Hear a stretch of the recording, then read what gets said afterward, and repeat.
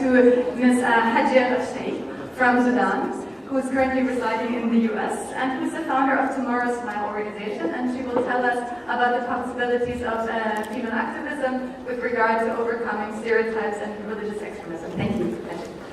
Thank you. Hello everyone, and thank you for allowing me to be here today. My name is Hagir Elsheikh. I'm originally from Sudan. I'm an activist in domestic violence and women's rights. I was a spokesperson for the Democratic Party or Forefront during college. I was tortured, detained, and fought a very corrupt system that forced me to seek immigration and build a life somewhere else.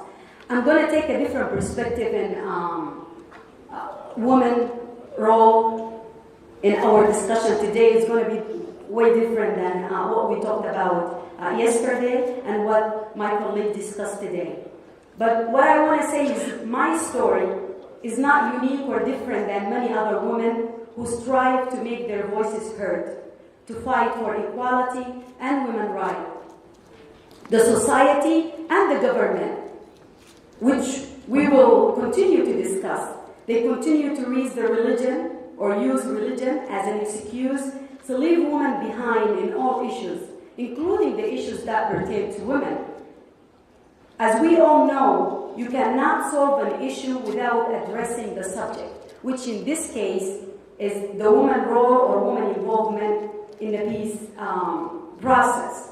But that seems to me is the way for many years, not just in our region, which is the Arab region that we discuss now, but I can say it's all over the world.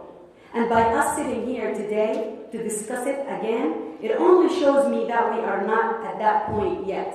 I mean, we're getting there slowly, but the point of saying true equality exists and women's rights become as important as human rights and as the need for shelter and food.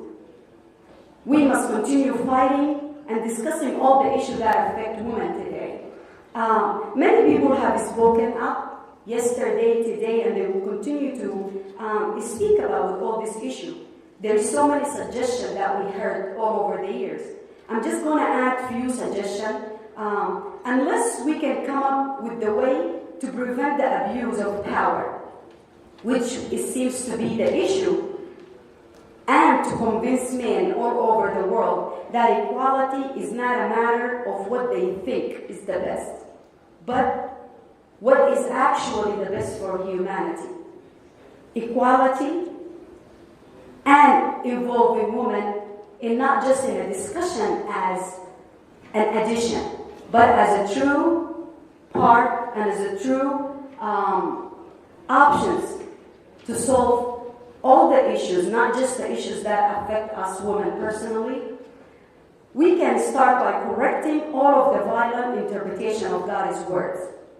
To me, God represents peace, and when we leave His words up for translation by people, just normal people like you and me, and each one of them use their knowledge and personal opinion to influence their ideas, then what we will come up is a personal view. It's not a true representation or translation to God's words.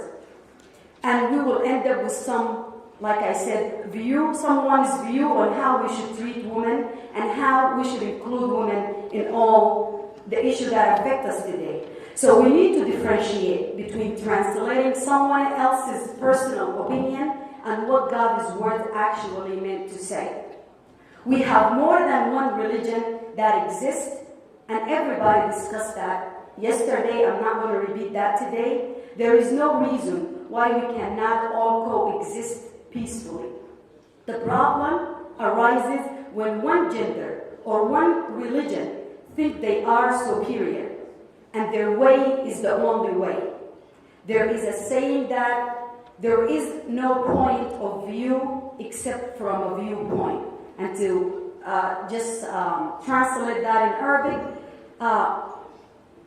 من الموقع اللي انت بتكون واقف فيه رؤيتك للأشياء قد تختلف عن رؤية somebody else. Now, if we want women to actively participate in violence prevention, we need to start by stopping the abuse of women, the violence and the violent message that our media and unfortunately our religious leader and our reader either support or just don't take any action. So if you don't take an action, that's simply taking an action. The main point I want you to think about are, before we can expect women to be part of any change, we need to acknowledge their existence first. We need to eliminate the use of religion to oppress women and take away their rights, which isn't new practice. And it's time, this is the time for all the religious leaders to change the tone and correctly translate the holy books or update the message, as some people discussed yesterday. The message that already exists and were valuable and okay to be used at that time. Now, this is a time for us to update it, give it a second look, and try to come with a correct translation. In order for us women to be part of any change or participate in any decision, we need to have a true representation, not just an example. Having 90% of men sit in a conference or in a decision-making table and have a woman as a just representation for women. Participation is a must in all decisions that affect us as human and the issues that affect us as women personally. I'm always big in education. Educating and raising awareness of women's rights should be our top priority. Not just educating women, but also educating men to promote gender equality and support women empowerment. If we have an uneducated women or men or an uneducated society, we cannot have an educated mind. We cannot expect change. To achieve proper education, so in order for us to educate women and men, we must have an education system. And some of the women yesterday spoke about how our curriculums and how our education system is not up to date with all this issue. So for us to be able to correctly educate people to be active, we need to have resources to the public institution and make education available for girls the same way as it's available for boys. And I'm going to give you an example that you all know, that we have almost 62 million girls are denied an education all over the world.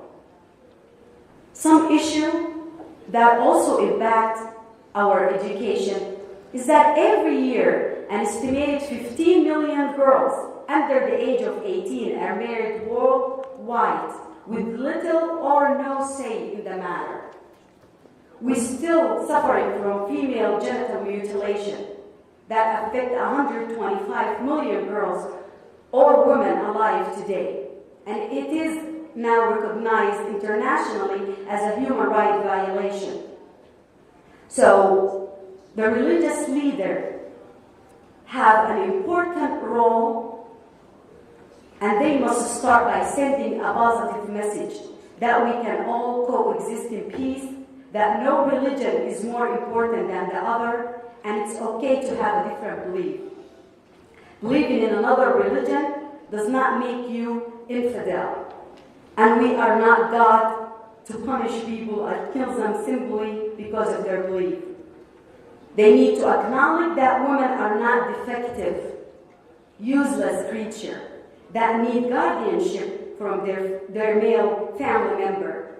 They need to demolish the laws that treat women as legal minors and need guardianship from their male family member.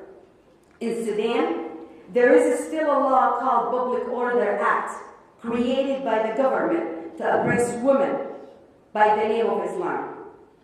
In many countries, yes. 1 minute. Okay. In many countries, family decision-making is exclusive for men who enjoy by default the legal status of the head of the household. Also, judges have complete power to deny women custody of their children.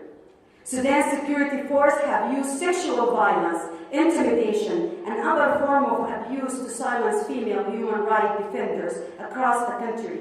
There are many laws in Sudan that target women, degrade them, and affect their human dignity. Through these laws, women are punished by whipping, imprisonment, rape, torture, and in many cases, death. Gender equality will not exist until women and men have the same rights and opportunity across all sectors, and when men and women have equal representation in many of the roles. So I know the time. This issue is a big subject and I cannot sum it in 7 minutes, but I will leave you with this note. Women around the world aged 15 to 45 are more at risk from rape, domestic violence, than from cancer, car accident, war, and malaria. 1 in 3 women worldwide have experienced either intimate partner violence or non-partner sexual violence in their lifetime. So with all of the above, everything that I cover in this paper and what I didn't cover, women face all this issue. How can we be valuable member of society if we are not safe, educated, and treated equally? How can you ask me to come and sit and try to figure a way to get rid of violence? And how can you want us to participate truly if we cannot even be safe in our own home or in our own country? I'm sorry we don't have enough time, and I have more from where that come from. Thank you for listening and for allowing me to be here. So thank you, Hagir, for embedding the discussion in a more general and women's rights context and for opening our eyes to the obstacle that violence against women poses for women's participation. We now have about 15 minutes for a discussion, so if you have questions or comments for our panelists, please raise your hand and